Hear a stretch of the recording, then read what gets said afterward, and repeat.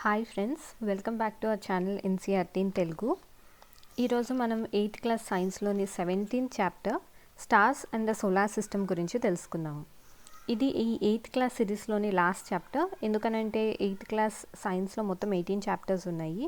8th chapter already upload చేసాము కాబట్టి ఈ సిరీస్లో ఇది లాస్ట్ చాప్టర్ అవుతుంది. సో ఎవరన్నా ఈ 18th చాప్టర్ వినకపోయినా, లేకపోతే సైన్స్లో వేరే చాప్టర్స్ వినకపోయినా క్లాస్ 8 సైన్స్ అని ప్లేలిస్ట్ ఉంది. ఈ ప్లేలిస్ట్లో మీకు అన్ని చాప్టర్స్ సీక్వెన్స్లో ఉన్నాయి. కాబట్టి ఇప్పుడు మనం stars and the solar system గురించి తెలుసుకుందాము. నైట్ స్కై ఉంటుంది కదా, అంటే రాత్రిపూట ఉన్న స్కై సిటీస్లో, విలేజ్లో వేరేలా ఉంటుంది. ఎందుకు అనంటే సిటీస్లో ఎక్కువ లైట్, స్మోక్, డస్ట్ ఇవన్నీ ఉండటం వల్ల సిటీలో స్కై అంత క్లియర్గా ఉండదన్నమాట. అదే విలేజ్లో చూస్తే స్కై చాలా క్లియర్గా అనిపిస్తుంది. సో స్కైలో ఉన్న బ్రైటెస్ట్ ఆబ్జెక్ట్ వచ్చేసి మూన్. స్టార్స్, ప్లానెట్స్, మూన్స్ ఇలాంటి ఆబ్జెక్ట్స్ అన్నీ కలిపి సెలెస్టియల్ ఆబ్జెక్ట్స్ అని అంటారు. ఈ ఆబ్జెక్ట్స్ని స్టడీ చేసేదాన్నే ఆస్ట్రానమీ అని అంటారు. మన ఏన్షియంట్ టైంలో, అంటే పురాతన కాలంలో ఏం చేసేవాళ్ళు అంటే ఈ స్కైని అబ్జర్వ్ చేసేవాళ్ళు. సో అందులో ఏమేమి చూసేవాళ్ళు, ఈ సన్ ఎలా ఉంది, స్టార్స్ ఎలా ఉన్నాయి, మూన్, ప్లానెట్స్ ఇవన్నీ ఎలా ఉన్నాయి, ఎలా మూవ్ అవుతున్నాయి అన్నవి చూసేవారు. దాన్ని బట్టే వాళ్ళు క్యాలెండర్స్ ఇలాంటివన్నీ తయారు చేసేవాళ్ళు అన్నమాట. సో వీటి వల్ల వాళ్ళు క్లైమేట్ని కూడా అర్థం చేసుకునేవాళ్ళు. అంటే ఎప్పుడు వాన పడుతుంది, ఎప్పుడు క్లైమేట్ ఎలా ఉంటుంది, దాన్ని బట్టి వాళ్ళు విత్తనాలు ఎప్పుడు నాటాలి, ఎలాంటి క్రాప్స్ని వేయాలి, అండ్ ఆల్సో సీజన్స్కి డేట్స్ని ఎలా ఫిక్స్ చేయాలి, ఫెస్టివల్స్ ఎప్పుడు వచ్చినాయో ఎలా తెలుసుకోవాలి, ఇవన్నీ వాళ్ళు స్కైలో ఉన్న ఈ అన్నిటిని అబ్జర్వ్ చేసి తెలుసుకునేవాళ్ళు. ఇప్పుడు మనం మూన్ గురించి తెలుసుకుందాము. మీరు ఏం చేస్తారు అని అంటే మూన్ని అబ్జర్వ్ చేయండి. ఒక ఫుల్ మూన్ డే, అంటే పౌర్ణమిని ఫుల్ మూన్ అంటారు, అమావాస్యని న్యూ మూన్ అని అంటారు. సో ఒక ఫుల్ మూన్ డే నుంచి మీరు స్కైలోకి చూసి మూన్ని అబ్జర్వ్ చేయండి. ఇంకొకటి కూడా మీరు అబ్జర్వ్ చేయాల్సి ఉంటుంది. అదేంటంటే మీరు మూన్ని ఎటు సైడ్ చూస్తారు, స్కైలో ఈస్ట్ వైపు చూస్తారా లేదా వెస్ట్ వైపు చూస్తారా అన్నది కూడా అబ్జర్వ్ చేయండి. మూన్ ఎప్పుడైతే మొత్తం కనిపిస్తుందో దీన్ని ఫుల్ మూన్ డే అని అంటాము. ఆ తర్వాత రోజు రోజుకి మూన్ యొక్క బ్రైటర్ పార్ట్ అనేది తగ్గిపోతుంది. ఇక్కడ పిక్చర్లో మీరు చూడొచ్చు, ఫుల్ మూన్ డేలో మూన్ ఫుల్ కనిపిస్తుంది. ఆ తర్వాత స్లోగా బ్రైట్ పార్ట్ అనేది తగ్గుకుంటూ వస్తుంది. తగ్గుకుంటూ వచ్చి 15th డే రోజు మొత్తం కనిపించకుండా పోతుంది. దీన్నే న్యూ మూన్ డే అని అంటారు. ఆ తర్వాత స్లోగా మళ్ళీ మూన్ బ్రైటెస్ట్ పార్ట్ కనపడుతుంది అన్నమాట. ఇది ఎలా ఉంది, క్రిసెంట్ షేప్లో ఉంది కదా. సో న్యూ మూన్ డే తర్వాత మనకి క్రిసెంట్ షేప్ మూన్ కనిపిస్తుంది. తర్వాత స్లోగా మూన్లోని బ్రైటర్ పార్ట్ అనేది ఎక్కువగా కనిపించి ఫుల్ మూన్ కింద అవుతుంది. సో ఈ ఫుల్ మూన్ నుంచి న్యూ మూన్ అవ్వటానికి 15 డేస్ పడుతుంది. అలాగే న్యూ మూన్ మళ్ళీ ఫుల్ మూన్ కింద రావటానికి 15 డేస్ పడుతుంది అన్నమాట. కాబట్టి మూన్లోని ఈ బ్రైటెస్ట్ పార్ట్ యొక్క వేరియస్ షేప్స్ని మనం ఫేజెస్ ఆఫ్ మూన్ అని అంటాము. ఈ ఫేజెస్ ఆఫ్ మూన్ మన సోషల్ లైఫ్లో చాలా ఇంపార్టెంట్ అన్నమాట. ఇండియాలో ఆల్మోస్ట్ అన్ని ఫెస్టివల్స్ అనేవి ఈ మూన్ యొక్క ఫేజెస్ని బట్టి చేయబడతాయి. ఫర్ ఎగ్జాంపుల్ దివాళీ అన్నది న్యూ మూన్ డే రోజు సెలబ్రేట్ చేస్తాం, అంటే అమావాస్య రోజు సెలబ్రేట్ చేస్తాం. బుద్ధ పూర్ణిమ, గురునానక్ జయంతి ఇలాంటివన్నీ ఫుల్ మూన్ డే రోజు చేస్తాము. మహాశివరాత్రి అనేది వానింగ్ మూన్ ఎప్పుడైతే కనిపిస్తుందో 13th డే, ఆ డేలో ఉన్నప్పుడు మహాశివరాత్రి అనేది చేస్తాము. ఈద్ ఉల్ ఫితర్ అనేది ఈ క్రిసెంట్ మూన్ కనిపించాక మనం సెలబ్రేట్ చేసుకుంటాం. సో ఫుల్ మూన్ నుంచి నెక్స్ట్ ఫుల్ మూన్కి ఈ పీరియడ్ అనేది 29 డేస్ కన్నా కొంచెం ఎక్కువగా ఉంటుంది. చాలా క్యాలెండర్స్లో ఈ పీరియడ్ని 1 month అని అంటారు. అసలు మూన్ దాని షేప్ రోజు రోజుకి ఎందుకు చేంజ్ అవుతుంది, మనకి వేరే వేరే షేప్స్లో ఎందుకు కనిపిస్తుంది అన్నది మనం ఇప్పుడు చూద్దాము. మనం ఇదివరకు చాప్టర్స్లో నేర్చుకున్నాం కదా, మూన్ అనేది దాని లైట్ అది ప్రొడ్యూస్ చేయలేదు, కానీ సన్ ఇంకా స్టార్స్ అనేవి వాటి లైట్ని అవి ప్రొడ్యూస్ చేస్తాయి. కాబట్టి మనం మూన్ని ఎలా చూడగలుగుతున్నామో అని అంటే మూన్ మీద పడ్డ సన్లైట్ అనేది మనకి రిఫ్లెక్ట్ అయ్యి మనం మూన్ని చూడగలుగుతున్నాము. కాబట్టి మనం మూన్ యొక్క ఏ పార్ట్ మీద సన్లైట్ అనేది పడి మన మీదకి రిఫ్లెక్ట్ అవుతుందో ఓన్లీ ఆ పార్ట్ ఆఫ్ ద మూన్ని మాత్రమే మనం చూడగలం. న్యూ మూన్ డే అంటే ఏంటి, అమావాస్య. అమావాస్య తర్వాత మూన్లోని ఇల్యూమినేటెడ్ పార్ట్ అనేది మనకి ఎక్కువ కనిపిస్తుంది అన్నమాట డే బై డే. అందుకే మనకి న్యూ మూన్ తర్వాత ఫుల్ మూన్ వస్తుంది.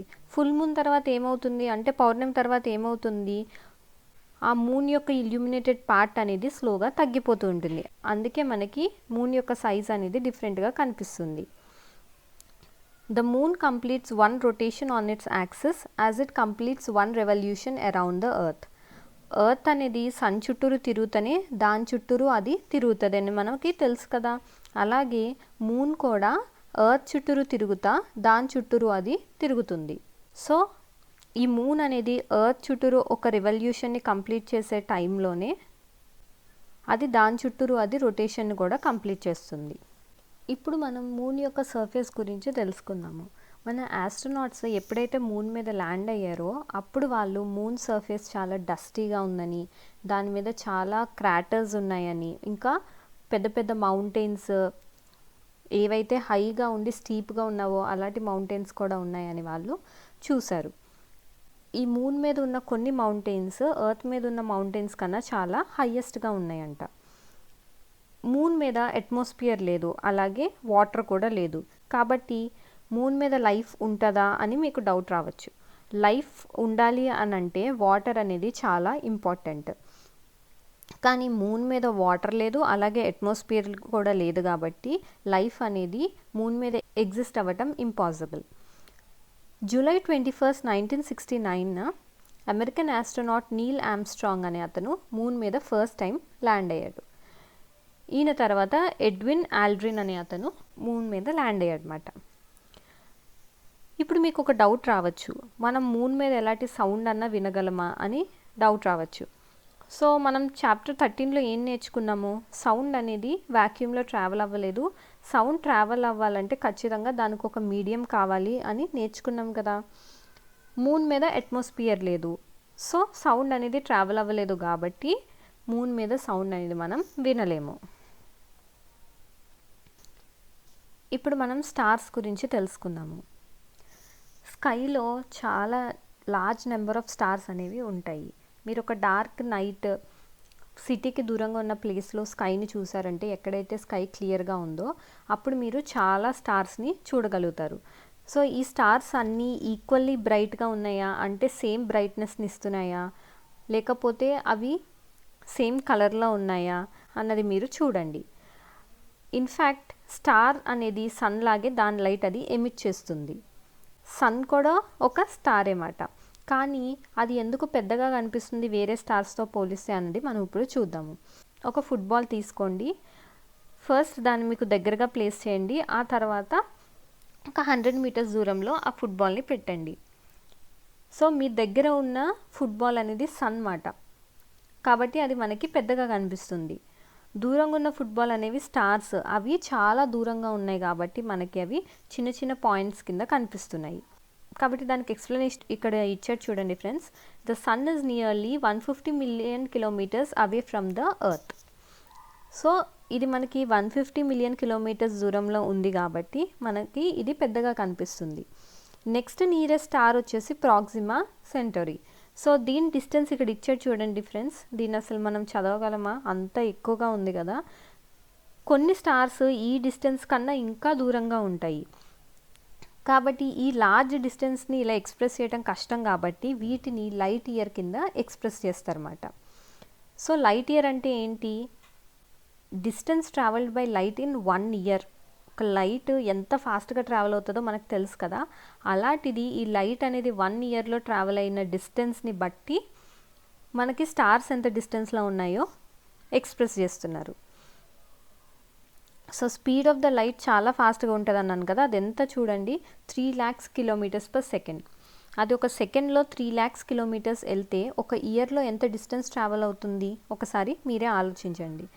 సో సన్కి ఎర్త్కి మధ్య డిస్టెన్స్ అనేది 8 light minutes మాట. ఆల్ఫా సెంటరీ యొక్క డిస్టెన్స్ అనేది 4.3 light years. స్టార్స్ అనేవి డే టైంలో ఎందుకు కనిపించవు, ఓన్లీ నైట్ టైం ఎందుకు కనిపిస్తాయి అని మీకు అనిపించవచ్చు. ఇన్ఫ్యాక్ట్ స్టార్స్ అనేవి డే టైం కూడా ఉంటాయన్నమాట. కానీ సన్ యొక్క లైట్ అనేది చాలా బ్రైట్గా ఉంటుంది కాబట్టి మనకి స్టార్స్ అనేవి విజిబుల్గా ఉండవు. మీరు స్కైలో స్టార్స్ని అబ్జర్వ్ చేసినప్పుడు ఆ స్టార్స్ అనేవి ఫస్ట్ ఈస్ట్లో స్టార్ట్ అయ్యి అవి ఈస్ట్ నుంచి వెస్ట్కి మూవ్ అవుతాయి అన్నమాట. So a star which rises in the east in the evening, sets in the west in the early morning. So ఇక్కడ ఏమి ఇచ్చాడు, స్టార్స్ అనేవి ఈవినింగ్ ఈస్ట్లో రైజ్ అయ్యి పొద్దున్నే వెస్ట్లో సెట్ అవుతాయి అని ఇచ్చాడు. సో స్టార్స్ అనేవి మనం చూసినప్పుడు ఈస్ట్ నుంచి వెస్ట్కి మూవ్ అవుతున్నాయి అన్నట్టు అపియర్ అయితే దానివల్ల ఎర్త్ అనేది వెస్ట్ టు ఈస్ట్ రొటేట్ అవుతుంది అని మనం చెప్పగలమా? ఇక్కడ ఒక ఎగ్జాంపుల్ ఇచ్చాడు చూడండి. సపోజ్ మీరు ఒక ట్రైన్లో వెళ్తున్నారు అనుకోండి, బయట చెట్లు ఉన్నాయి, ట్రైన్ ముందుకెళ్తుంటే చెట్లు అనేవి వెనక్కి వెళ్తున్నట్టు మనకు కనిపిస్తాయి కదా, అంటే ఆపోజిట్ డైరెక్షన్లో కనిపిస్తుంది. సో ఎర్త్ అనేది వెస్ట్ నుంచి ఈస్ట్కి రొటేట్ అవుతుంది కాబట్టి మనకి సన్ అనేది ఈస్ట్లో రైజ్ అయ్యి వెస్ట్లో సెట్ అవుతున్నట్టు కనిపిస్తుంది అన్నమాట. స్కైలో ఒక స్టార్ ఉంటుంది, అది అసలు మూవ్ అవ్వదు అన్నమాట. దీన్నే పోల్ స్టార్ అని అంటారు. సో దీనికి ఇక్కడ ఒక యాక్టివిటీ ఇచ్చారు చూడండి. ఒక అంబ్రిల్లాని తీసుకుని దాన్ని ఓపెన్ చేయండి. 10 to 15 స్టార్స్ వరకు చేసి వాటిని ఈ అంబ్రిల్లా అంతా పేస్ట్ చేయండి. ఒక్క స్టార్ని మాత్రం ఈ అంబ్రిల్లా యొక్క సెంట్రల్ రాడ్ దగ్గర పేస్ట్ చేయండి. పేస్ట్ చేశాక మీరు ఈ అంబ్రిల్లాని రొటేట్ చేయండి. రొటేట్ చేసినప్పుడు మీకు ఈ అన్ని స్టార్స్ మూవ్ అవుతున్నట్టు అబ్జర్వ్ చేస్తారు. కానీ ఈ సెంటర్లో ఉన్న స్టార్ ఉంది చూడండి, ఇది ఎటు కదలదు. సో ఎందుకు కదలదు అని అంటే ఈ హ్యాండిల్ యొక్క యాక్సిస్ ఆఫ్ రొటేషన్ దగ్గర ఇది ఉంది కాబట్టి ఇది మూవ్ అవ్వట్లేదు. అలాగే ఎర్త్ యొక్క యాక్సిస్ ఆఫ్ రొటేషన్ ఎక్కడైతే స్కైని మీట్ అవుతుందో అక్కడ ఒక స్టేషనరీ స్టార్ అనేది ఉంటుందన్నమాట. దీన్నే పోల్ స్టార్ అని అంటారు. ఈ పోల్ స్టార్ అనేది మూవ్ అవ్వదు. ఇప్పుడు మనం కాన్స్టలేషన్స్ గురించి తెలుసుకుందాము.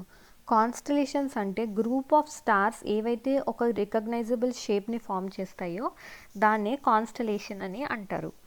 ఈ షేప్ ఆఫ్ ద కాన్స్టలేషన్ అనేవి పీపుల్కి ఫెమిలియర్గా ఉన్న ఆబ్జెక్ట్స్ని రిసెంబుల్ చేస్తాయి అన్నమాట.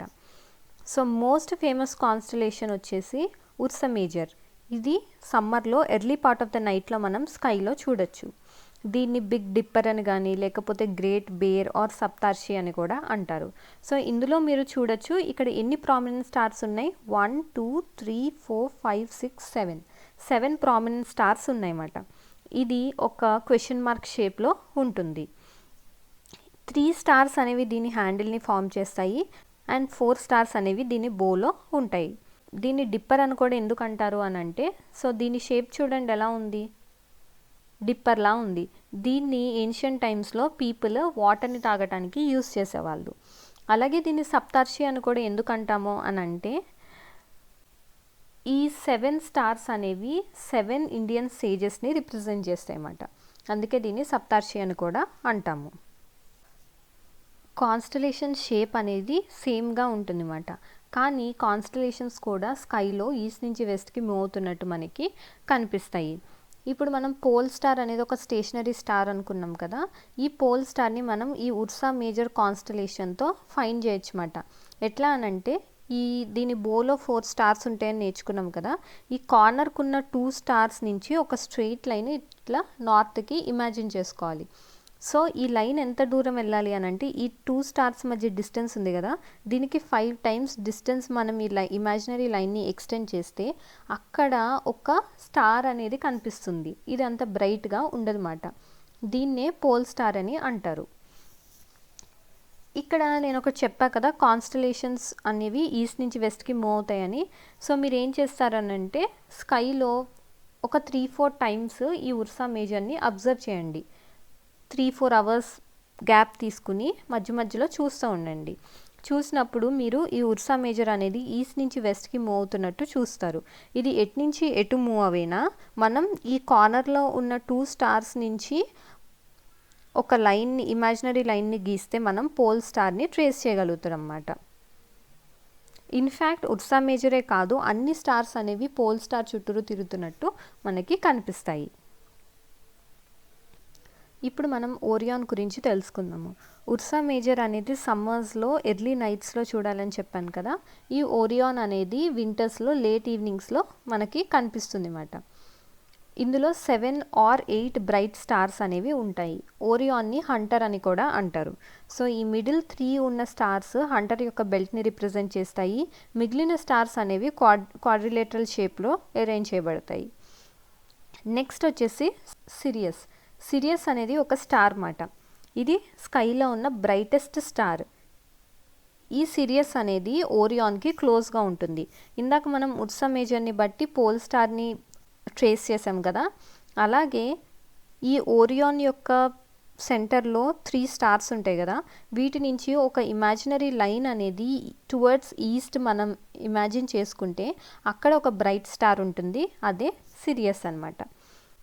ఈ కాన్స్టలేషన్లో 5 to 10 స్టార్స్ మాత్రమే ఉండవు, ఇంకా చాలా స్టార్స్ ఉంటాయి. కానీ మనకి బ్రైట్ స్టార్స్ ఏవైతే మన కంటికి కనిపిస్తాయో అవే చూడగలం కాబట్టి మనకి బ్రైట్గా ఉన్న స్టార్సే కనిపిస్తున్నాయి. అలాగే కాన్స్టలేషన్స్లో ఉన్న ప్రతి స్టారు సేమ్ డిస్టెన్స్లో ఉందని అర్థం కాదు. అవి మనం చూసినప్పుడు సేమ్ లైన్ ఆఫ్ సైట్లో ఉన్నాయి కాబట్టి స్కైలో మనం వాటిని షేప్స్ కింద రికగ్నైజ్ చేయగలుగుతున్నాము. నెక్స్ట్ వన్ వచ్చేసి క్యాసియోపీ.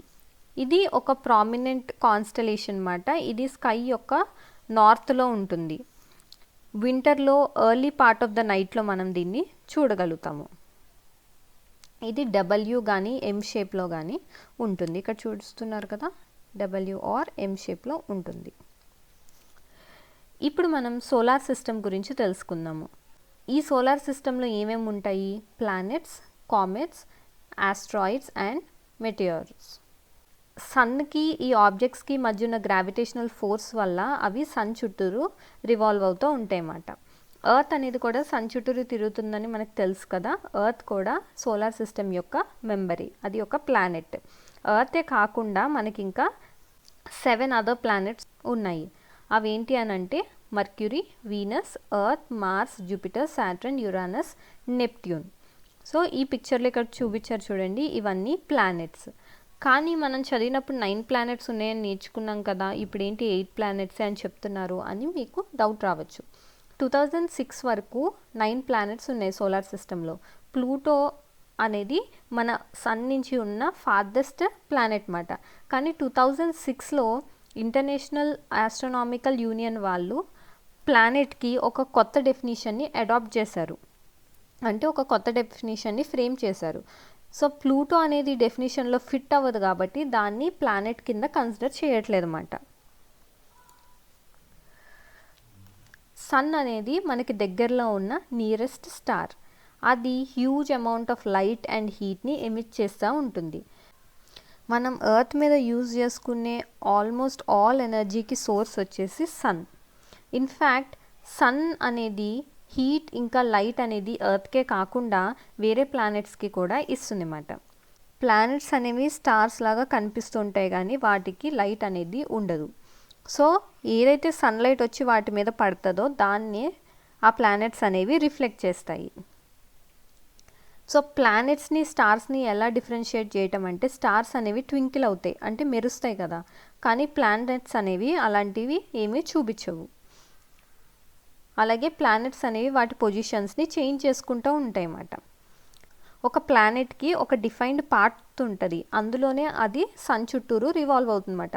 ఫర్ ఎగ్జాంపుల్ ఈమె సన్ అనుకోండి, ఇవన్నీ ప్లానెట్స్ చూడండి, వీటికి స్పెసిఫైడ్ పాత్ ఉంది, దీన్నే ఆర్బిట్ అని అంటారు.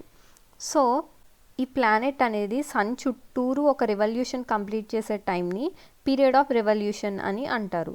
ఈ పీరియడ్ ఆఫ్ రెవల్యూషన్ అనేది పెరుగుతూ ఉంటుంది అన్నమాట. అంటే ఇప్పుడు దగ్గరున్న ప్లానెట్కి పీరియడ్ ఆఫ్ రెవల్యూషన్ తక్కువ ఉంటుంది, కానీ దూరంగా వెళ్ళే కొద్దీ ఈ ఆర్బిట్ యొక్క డయామీటర్ పెరుగుతుంది కాబట్టి మనకి పీరియడ్ ఆఫ్ రెవల్యూషన్ అనేది పెరుగుతూ ఉంటుంది అన్నమాట. అంటే period of revolution of mercury ఇంకా వీనస్ అనేది ఎర్త్ కన్నా తక్కువగా ఉంటుంది. అలా డిస్టెన్స్ పెరిగే కొద్దీ ఆ పీరియడ్ అనేది పెరుగుతుంది అన్నమాట. ఈ ప్లానెట్స్ అనేవి సన్ చుట్టూరు తిరగడమే కాకుండా వాటంతటా అవి తిరుగుతాయి, దీన్నే రొటేషన్ అని అంటారు. సో దాని చుట్టూరు అది తిరగటానికి కావాల్సిన టైంని పీరియడ్ ఆఫ్ రొటేషన్ అని అంటారు. కొన్ని ప్లానెట్స్కి మూన్స్ ఇంకా శాటిలైట్స్ వాటి చుట్టూరు తిరుగుతాయి అన్నమాట. సో ఒక సెలెస్టియల్ బాడీ ఏదైతే ఇంకో సెలెస్టియల్ బాడీ చుట్టూరు తిరుగుతుందో దాన్ని శాటిలైట్ అని అంటారు. శాటిలైట్ అనే టర్మ్ మనం ప్లానెట్స్ చుట్టూరు తిరిగే ఆబ్జెక్ట్స్కి యూజ్ చేస్తాము. సో ఎర్త్ యొక్క శాటిలైట్ వచ్చేసి మూన్. అలాగే ఎర్త్కి కొన్ని మ్యాన్మేడ్ శాటిలైట్స్ కూడా ఉన్నాయి. వీటిని ఆర్టిఫిషియల్ శాటిలైట్స్ అని అంటారు. ఇప్పుడు మనం ఏన్షియంట్ ఇండియాలో ఆస్ట్రానమీ గురించి తెలుసుకుందాము. సో ఆస్ట్రానమీ గురించి చదివే వాళ్ళని ఆస్ట్రానమర్స్ అని అంటారు. ఇందులో మనం తెలుసుకోవాల్సింది ఆర్యభట్ట గురించి మాట. ఈయన 1499 CEలోనే 23 years ఆఫ్ ఏజ్లో ఆయన ఆస్ట్రనామికల్గా చాలా చెప్పారు. ఆయన డయామీటర్ ఆఫ్ ద ఎర్త్ని చెప్పారన్నమాట. ఈ వాల్యూ అనేది ఇప్పుడు ప్రజెంట్ ఉన్న వాల్యూకి చాలా క్లోజ్గా ఉంటుంది. అండ్ ఆర్యభట్ట ఏమని చెప్పారంటే ఎర్త్ అనేది స్పియర్ లాగా ఉంటుంది, దాని చుట్టూరు అది తిరుగుతుంది అని చెప్పారు.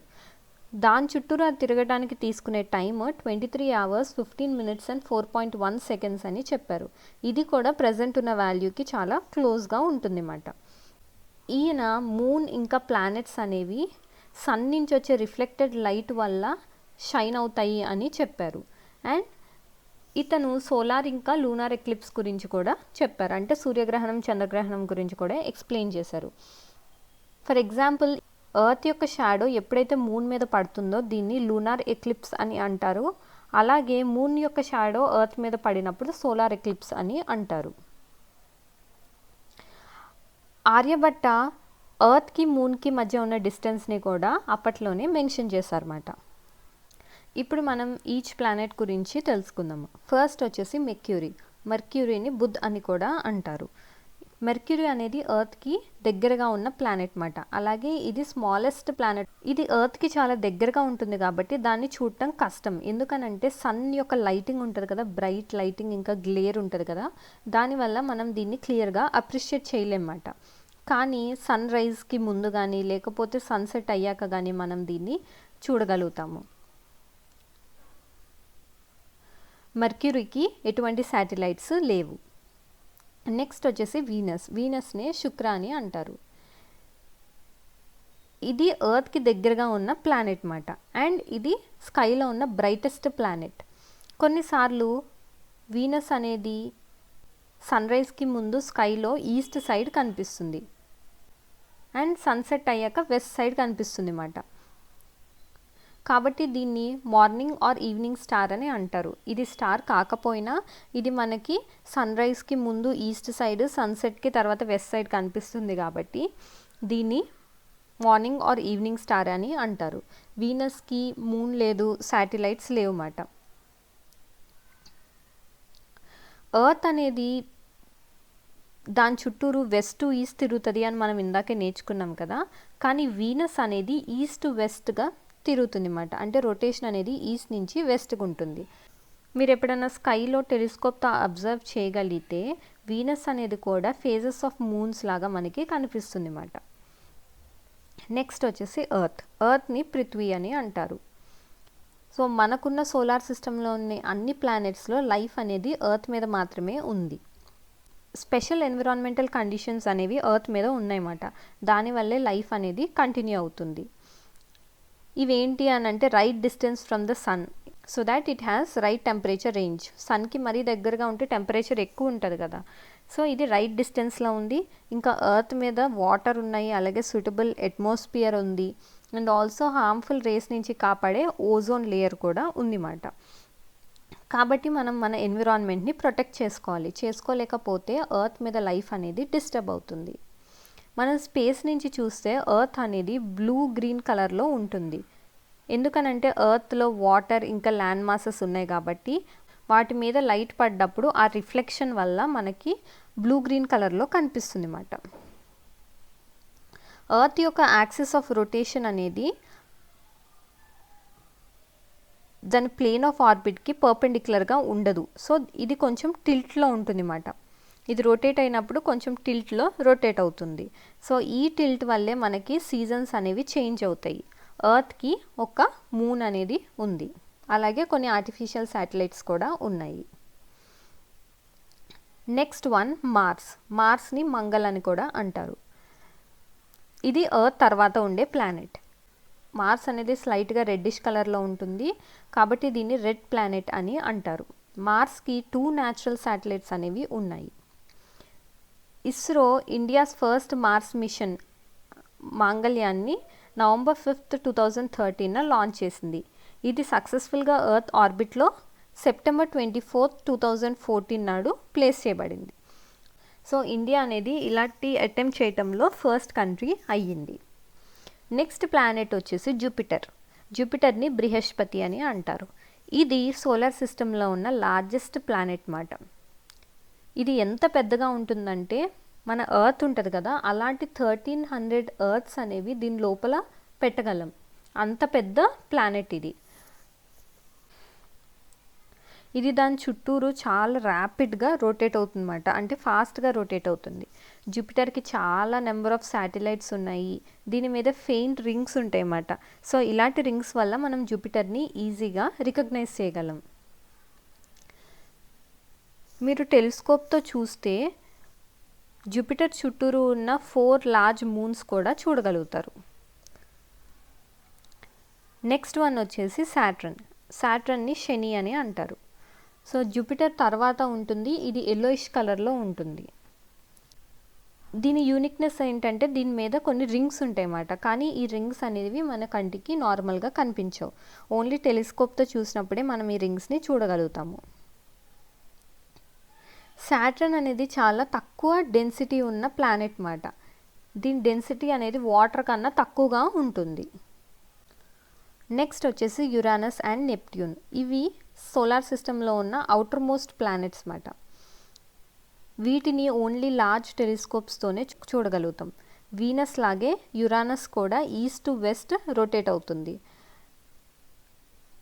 యురానస్ యొక్క క్యారెక్టరిస్టిక్ ఫీచర్ ఏంటంటే దీనికి హైలీ టిల్టెడ్ రొటేషనల్ యాక్సిస్ ఉంటుంది. మనం ఎర్త్కి స్లైట్ టిల్ట్ ఉంటుందని నేర్చుకున్నాం కదా, కానీ యురానస్కి చాలా ఎక్కువ టిల్ట్ ఉంటుంది అన్నమాట దాని రొటేషనల్ యాక్సిస్లో. దానివల్ల మనకి అది ఆర్బిట్లో రోల్ అవుతున్నట్టు కనిపిస్తుంది. సో ఫస్ట్ 4 ప్లానెట్స్ అంటే మర్క్యూరీ, వీనస్, ఎర్త్, మార్స్ ఇవన్నీ సన్కి దగ్గరగా ఉంటాయి కాబట్టి వీటిని ఇన్నర్ ప్లానెట్స్ అని అంటారు. ఈ ప్లానెట్స్కి చాలా తక్కువ మూన్స్ అనేవి ఉన్నాయి. ఏవైతే మార్స్ ఆర్బిట్కి బయట ఉంటాయో అంటే Jupiter, Saturn, Uranus and Neptune ఇవి సన్కి చాలా దూరంగా ఉంటాయి కాబట్టి వీటిని ఔటర్ ప్లానెట్స్ అని అంటారు. వాటి చుట్టూరు ఒక రింగ్ సిస్టమ్ అనేది ఉంటుందన్నమాట. వీటికి లార్జ్ నెంబర్ ఆఫ్ మూన్స్ అనేవి ఉంటాయి. ఇప్పుడు మనం సోలార్ సిస్టంలోని ఇంకొన్ని మెంబర్స్ గురించి తెలుసుకుందాము. ఆస్ట్రాయిడ్స్ అంటే ఏంటి అని అంటే ఇక్కడ మీరు చూడొచ్చు మార్స్ యొక్క ఆర్బిట్కి ఇంకా జూపిటర్ యొక్క ఆర్బిట్కి మధ్యలో చాలా లార్జ్ గ్యాప్ ఉంది. ఈ లార్జ్ గ్యాప్లో చాలా నెంబర్ ఆఫ్ స్మాల్ ఆబ్జెక్ట్స్ అనేవి రివాల్వ్ అవుతూ ఉంటాయి అన్నమాట. వీటినే ఆస్ట్రాయిడ్స్ అని అంటారు. ఈ ఆస్ట్రాయిడ్స్ని లార్జ్ టెలిస్కోప్స్తో మనం చూడగలుగుతాం. నెక్స్ట్ వచ్చేసి కామెట్ కూడా సోలార్ సిస్టంలో ఒక మెంబరే. ఇవి సన్ చుట్టూరు ఎలిప్టికల్ ఆర్బిట్స్లో తిరుగుతూ ఉంటాయి. కానీ వాటి పీరియడ్ ఆఫ్ రెవల్యూషన్ అనేది చాలా ఎక్కువ ఉంటుందన్నమాట. కామెట్ ఎలా ఉంటుందనంటే దీనికి ఒక బ్రైట్ హెడ్ ఉంటుంది, ఇంకా టెయిల్ కూడా ఉంటుంది. ఈ కామెట్ అనేది సన్ దగ్గరికి వెళ్ళే కొద్దీ ఈ టైల్ యొక్క లెంత్ అనేది పెరుగుతుంది అన్నమాట. టైల్ డైరెక్షన్ అనేది ఎప్పుడు సన్కి ఆపోజిట్గా ఉంటుంది. కొన్ని కామెట్స్ అనేవి పీరియాడికల్గా వస్తాయి. దీనికి ఎగ్జాంపుల్స్ వచ్చేసి హ్యాలిస్ కామెట్ అనేది ఎవ్రీ 76 ఇయర్స్కి ఒకసారి కనిపిస్తుంది. సో ఈ కామెట్స్కి కొన్ని సూపర్స్టిషన్స్ కూడా ఉన్నాయి, అంటే కొన్ని మూఢనమ్మకాలు ఉన్నాయన్నమాట. ఇలా మనకి స్కైలో కామెట్ కనిపిస్తే మనకి ఏదో డిజాస్టర్ అవుతుందంటే ఐదర్ వార్ కానీ లేకపోతే వరదలు లేకపోతే కరువు ఇలాంటివి వచ్చే ఉంటాయి అని చాలా సూపర్స్టిషన్ ఉందన్నమాట. కానీ ఈ కామెట్ రావటం ఒక న్యాచురల్ ఫినామినన్, దానికి చుట్టూరు ఏమి రీజన్ లేదు, అందుకే అవి చూసి భయపడవలసిన అవసరం లేదు. నెక్స్ట్ వచ్చేసి meteors and meteorites. Night time sky క్లియర్గా ఉండి స్కైలో మూన్ లేనప్పుడు మీరు బ్రైట్ స్ట్రీక్ ఆఫ్ లైట్ అనేది చూడగలుగుతారు అన్నమాట. వీటిని షూటింగ్ స్టార్స్ అని కూడా అంటారు. ఇవి స్టార్స్ కాకపోయినా వీటిని షూటింగ్ స్టార్స్ అని అంటారు. సో ఈ షూటింగ్ స్టార్స్ని మెటియోర్స్ అని అంటారు. అట్మాస్ఫియర్లో ఉన్న ఫ్రిక్షన్ వల్ల ఇవి హీటప్ అయ్యి గ్లో అవుతాయి అన్నమాట. అలాగే ఇవి త్వరగా ఎవాపరేట్ అవుతాయి. కొన్ని మెటియార్స్ అనేవి చాలా లార్జ్గా ఉంటాయి. సో ఇవి లార్జ్గా ఉండటం వల్ల అవి ఎవాపరేట్ అవ్వక ముందే అవి ఎర్త్ని రీచ్ అవ్వగలవు అన్నమాట. సో ఈ బాడీ ఏదైతే ఎర్త్ని రీచ్ అవుతుందో దీన్ని మెటియోరైట్ అని అంటారు. సో ఈ మెటియోరైట్ని వల్ల మన సైంటిస్ట్స్ ఇన్వెస్టిగేట్ చేయగలుగుతారు అన్నమాట. అసలు మన సోలార్ సిస్టమ్ ఎలాంటి మెటీరియల్స్తో తయారైంది అన్నది కూడా ఇన్వెస్టిగేట్ చేయొచ్చు. ఇప్పుడు మనం ఆర్టిఫిషియల్ శాటిలైట్స్ గురించి తెలుసుకుందాం. ఆర్టిఫిషియల్ శాటిలైట్స్ అంటే మ్యాన్ మేడ్ శాటిలైట్స్ అన్నమాట. ఇవి ఎర్త్ నుంచి లాంచ్ చేయబడతాయి. ఇవి ఎర్త్ చుట్టూరు చాలా దగ్గరగా రివాల్వ్ అవుతాయి అన్నమాట. ఎర్త్ న్యాచురల్ శాటిలైట్ మూన్ కన్నా ఇంకా దగ్గరగా రివాల్వ్ అవుతాయి ఎర్త్ చుట్టూరు. సో ఆర్యభట్ట అనేది ఫస్ట్ ఇండియన్ శాటిలైట్. ఇంకొన్ని ఇండియన్ శాటిలైట్స్ వచ్చేసి ఇన్సెట్, ఐఆర్ఎస్, కల్పన 1 అండ్ ఎడ్యుసెట్. ఇవన్నీ ఆర్టిఫిషియల్ శాటిలైట్స్కి ఎగ్జాంపుల్స్. ఇవి వెదర్ ఫోర్కాస్టింగ్కి, టెలివిజన్ ఇంకా రేడియో సిగ్నల్స్ని ట్రాన్స్మిట్ చేయడానికి కూడా యూజ్ చేస్తారు. వీటి వల్ల ఇంకొన్ని యూజెస్ ఏంటంటే ఇవి టెలికమ్యూనికేషన్కి ఇంకా రిమోట్ సెన్సింగ్కి కూడా వాడచ్చు. సో ఈ చాప్టర్లో మనం నేర్చుకున్న కీవర్డ్స్ వచ్చేసి ఆర్టిఫిషియల్ శాటిలైట్స్, కెసియోపీ, ఇది మనకి W ఆర్ M షేప్లో కనిపిస్తుంది. సెలెస్టియల్ ఆబ్జెక్ట్స్, కామెట్స్ అంటే దానికి ఒక హెడ్ ఇంకా టైల్ ఉంటుంది. ఆ టైల్ అనేది సన్ యొక్క ఆపోజిట్ డైరెక్షన్లో ఉంటుంది. కానీ ఈ కామెట్ అనేది సన్కి దగ్గరికి వెళ్ళే కొద్దీ టైల్ యొక్క లెంత్ అనేది పెరుగుతుంది.